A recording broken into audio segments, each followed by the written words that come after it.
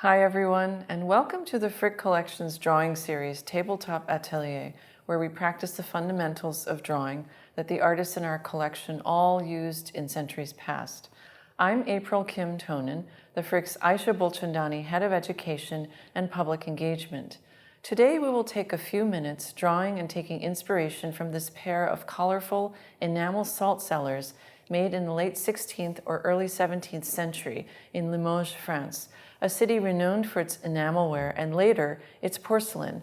While we know from technical analysis that these particular objects were used solely for decorative purposes, salt cellars like these were normally designed to hold salt, which at the time was an exorbitantly expensive seasoning. These salt cellars are adorned with scenes from Greek mythology. A 17th century viewer might have had the pleasure of turning the salt cellars by hand to reveal the story of the legendary musician Orpheus. You may recognize him by his lyre, a gift from the god Apollo. These salt cellars are signed with the initials SC, indicating that they were produced by the workshop of Susanne de Court, the only known female head of a workshop and enamel maker active in Limoges during her time. If you would like to learn more about Susanne de Court or Limoges enamels, check out frick.org/art. Now it's time to draw. In this series, we focus on drawing from observation. So today I invite you to draw your own salt shakers or glassware. I've created a small still life using a few different objects. Taking a cue from de Court's vibrant colors, I'm going to use black paper and gel pens, which evoke the glossy surface of enamel without all the complex materials and firing process. Whatever objects you decide to draw, take a good look at them and choose what angle and arrangement you'd like to capture. Pay attention to shapes, textures, color, and your setting, details that can all bring your composition to life. Feel free to post in the comments the objects you have chosen to draw and the materials you plan to use. So normally I would start with a faint gesture drawing in pencil to place my objects on the page. So sketching in pencil allows you to create a composition. You can erase, measure your objects, and draw again. So I also keep a skewer handy here as a measuring tool. I have a few different colored gel pens here just to use. And what I'm going to do is I'm going to take a moment to look at my objects in relation to each other, and you can use your measuring stick to compare sizes, placement, and perspective. Particularly, there are different elliptical forms in this composition. And you want to pay attention also to the contrasts between light and dark.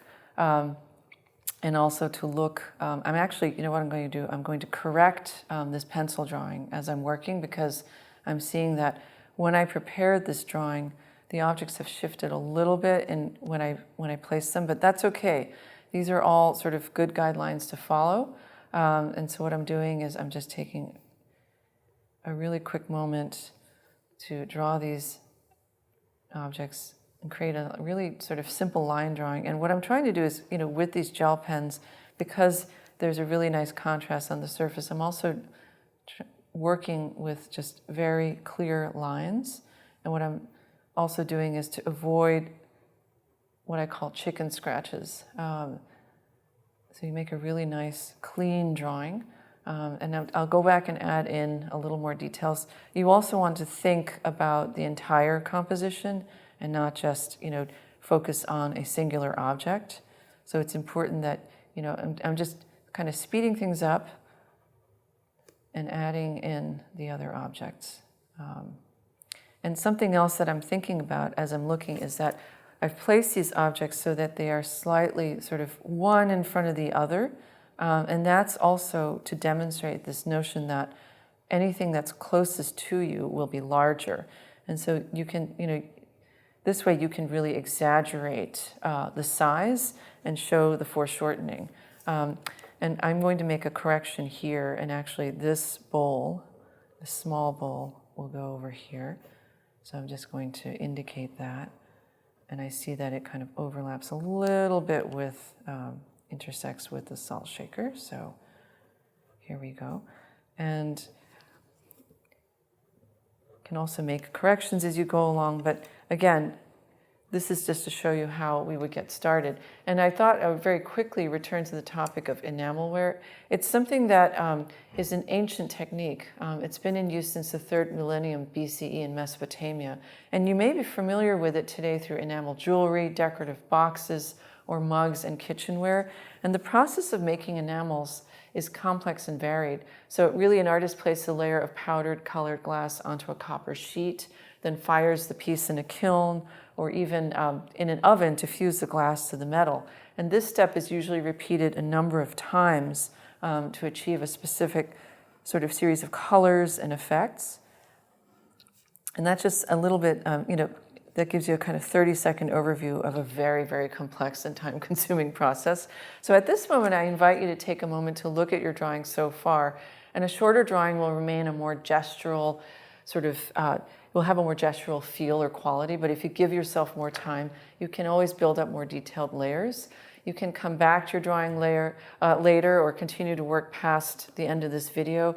It's a kind of setup where you can leave it and come back to it as often as you like. And I want to also show you a version I made of this drawing with more time.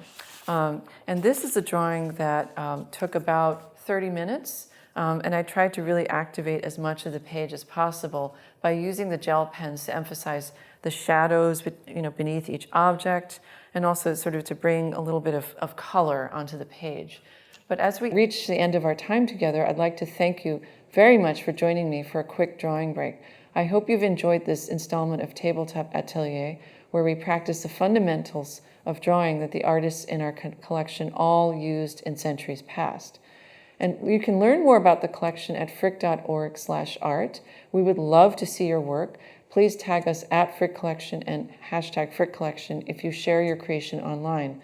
We also have many more virtual programs and digital content which you can access at frick.org/explore. If you like this program, let us know in the comments and share this with your friends. See you next time.